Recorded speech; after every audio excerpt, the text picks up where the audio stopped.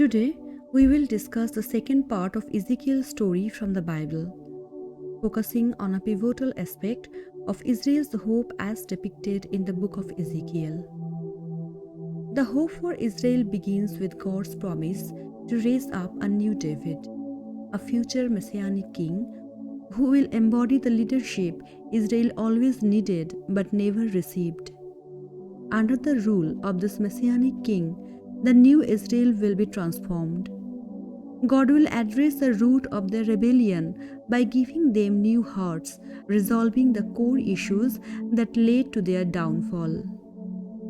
The prophecy unfolds as Ezekiel receives a series of visions, each painting a vivid picture of Israel's spiritual condition and the path to restoration. One such vision portrays a valley filled with dry bones, symbolizing the spiritual desolation and death that Israel has experienced due to their disobedience and exile.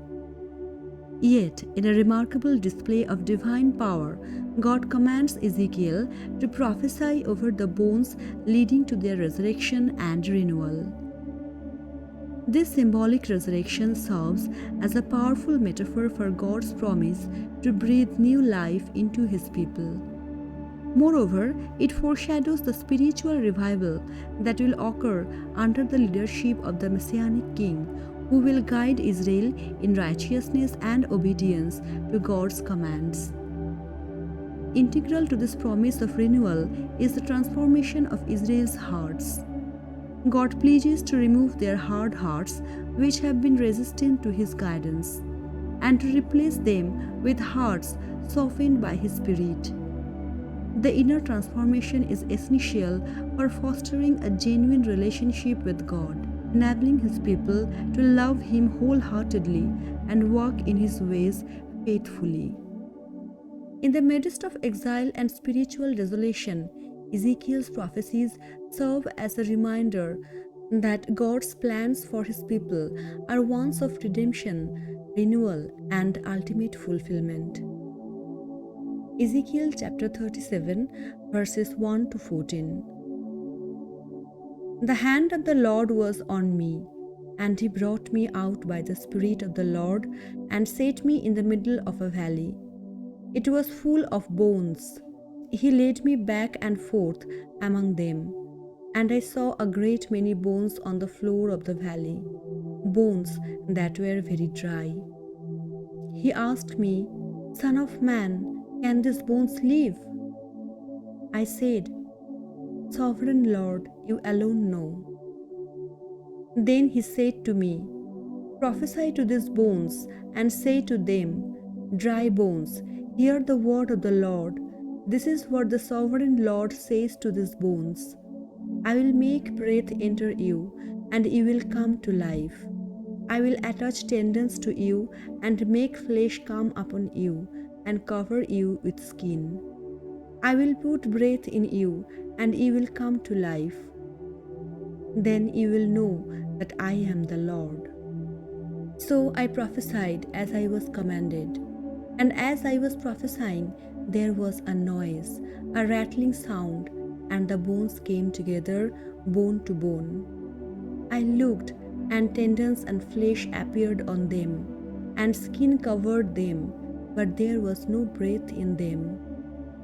Then He said to me, "Prophesy to the breath, prophesy, Son of man, and say to it, This is what the Sovereign Lord says. Come, breathe from the four winds and breathe into the slain, that they may live." So I prophesied as He commanded me, and breath entered them. They came to life and stood up on their feet, a vast army. Then He said to me, "Son of man, these bones are the people of Israel.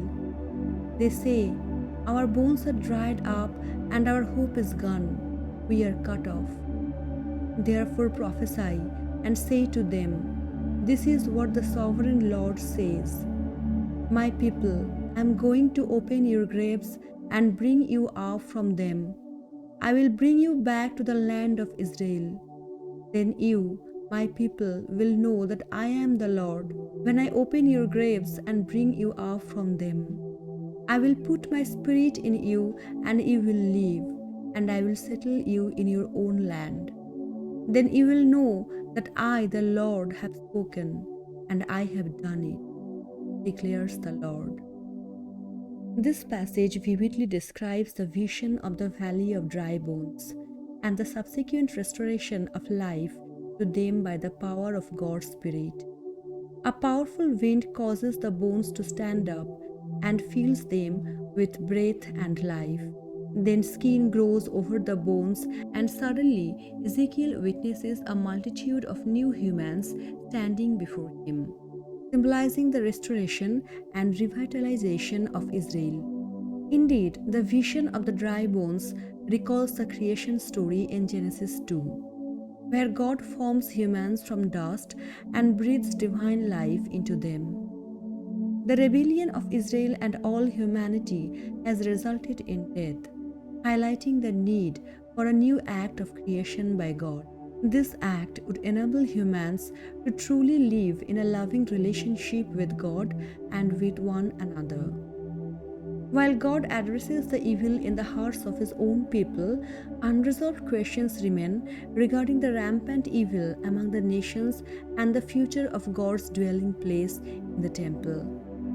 These questions are the focus of the final two sections of the book. In chapters 38 and 39, Ezekiel prophesies about God's final defeat of evil among the nations, personified by a ruler named Gog from the land of Magog. This name is derived from the genealogy of ancient kingdoms and lands mentioned in Genesis chapter 10, referring to powerful nations from antiquity. Ezekiel adopts this ancient biblical name as a symbol representing any and all violent kingdoms. Gog is depicted as allied with 7 nations coming from all directions of the compass, symbolizing all the nations collectively. The imagery of Gog and the alliance with these nations represents the universal nature of evil and the ultimate confrontation between God's justice and the forces of darkness. Ezekiel's description of Gog draws upon images he used earlier in the book to portray the king of Tyre and the king of Egypt, Pharaoh.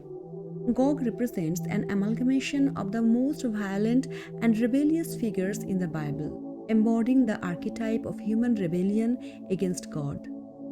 In Ezekiel's narrative, Gog opposes God's plan to restore his people and seeks to destroy them, akin to Pharaoh in the Exodus story.